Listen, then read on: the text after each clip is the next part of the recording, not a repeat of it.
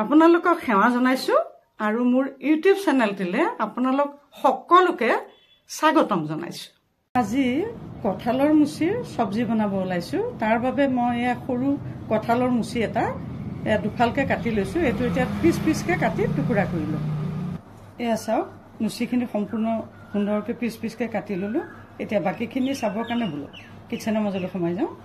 এয়া কঁঠালৰ মুচিখিনি বনাবৰ কাৰণে মই কি কৰিলো, প্ৰথমে এয়া গেছটো জ্বলাই এয়া এটা কেৰাহী পাতি দিলো। কেৰাহীটো গৰম হোৱাৰ লগে লগে ইয়াত অলপমান মই মাষ্টাৰ্ড অইল দিলো। এয়া চাওক, পহিলাতে এটা মই দালচেনি দিলো, এটা তেজপাত দিলো।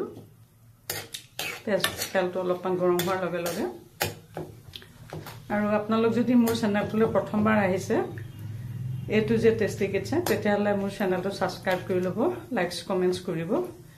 বন্ধুবৰ্গৰ মাজত যদি ভাল পায় ভিডিঅ'বোৰ শ্বেয়াৰ কৰিব। এতিয়া তাতে মই অলপমান এয়া পিঁয়াজ ঢালি দিলোঁ। পিঁয়াজ এটা কাটি লৈছিলোঁ, সেইখিনি মই ৰঙচুৱাকৈ ভাজি ল'ম। গেছটো মিডিয়াম ফ্লেমত ৰাখিছোঁ বৰ্তমান।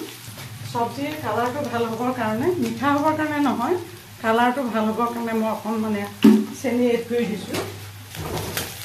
এতিয়া ইয়াতে মই সোৱাদ অনুসৰি নিমখ দিলোঁ, হালধি দিলোঁ জোখমতে।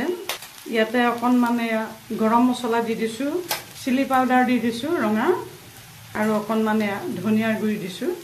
এইখিনি মই এতিয়া সুন্দৰকৈ এনেকৈ ভাজি ল'ম। ইতিমধ্যে এইখিনি ৰঙচুৱাকৈ ভজা হৈ গৈছে।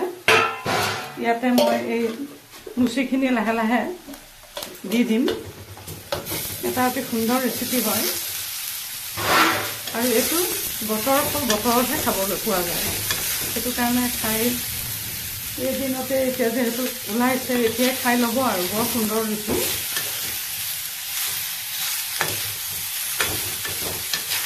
এতিয়া মই অকণমান ৰংচোৱা নোহোৱালৈকে ভাজি ল'ম।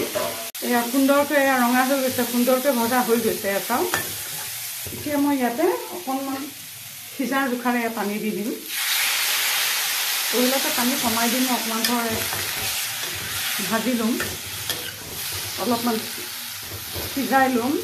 ঢাকনি এখন মাৰি দিলোঁ ইয়াতে। এতিয়া মই ইয়াতে এয়া পকা জলকীয়া কেইটামান ফালি লৈছিলোঁ, ইয়াতে দি দিলোঁ। সুন্দৰ, আৰু অকণমান আকৌ ঢাকি দিম। এনেকৈ লৰাই লৰাই মই ভাজি থাকিম। এতিয়া চাওক, অকণমান সিজি সুন্দৰ হৈ গৈ আছে। ইয়াতে মই আদা নহৰু পেষ্ট এটা বনাই দিছিলোঁ, সেইখিনি মই ইয়াতে ঢালি দিলোঁ।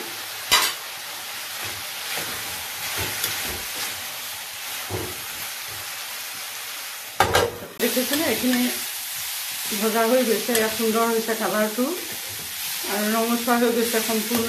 এতিয়া মই ইয়াতে অলপমান পানী দিম সিজিবৰ কাৰণে। মই অলপমান আৰু জোখমতে মোক লগাই জোখাৰে অলপমান পানী দি দিম। আপোনালোকক লগাই জোখাৰে পানী দিব। যদি অলপ জুলীয়াকৈ খাওঁ বুলি ভাবে, তেতিয়াহ'লে আৰু অকণমান পানী দি দিব জুলীয়াকৈ খাবৰ কাৰণে। এয়া চাওক, কি সুন্দৰকৈ উতলি আছে, কি সুন্দৰকৈ হৈ গৈছে, ইয়াত ডাঠ হৈ গৈছে। আৰু এনেও একেবাৰে শুকানকৈ ৰাখিব নালাগে, ঠাণ্ডা হোৱাৰ পিছত এনেও অলপমান ডাঠ হৈ যায়। মানে আকৌ গৰম মছলা পেলাই দিলোঁ, আৰু সৰ্বশেষত কেইডালমান কেঁচা ধনিয়া কাটি থৈছিলোঁ, তাকো পেলাই দিলোঁ, গোন্ধটো অধিক সুন্দৰ হ'বৰ বাবে। গতিকে এইটো চাওক, এটা অতি সুন্দৰ ৰেচিপি। গতিকে এই সুন্দৰ ৰেচিপিটো আপোনালোকে সুন্দৰকৈ বনাই খাব। আৰু এটা নতুন ৰেচিপি লৈ আপোনালোকৰ মাজলৈ আহি আছোঁ, আৰু আপোনালোকে ভিডিঅ'টো পহিলাৰ পৰা শেষলৈকে চোৱাৰ বাবে আন্তৰিক ধন্যবাদ জনালোঁ।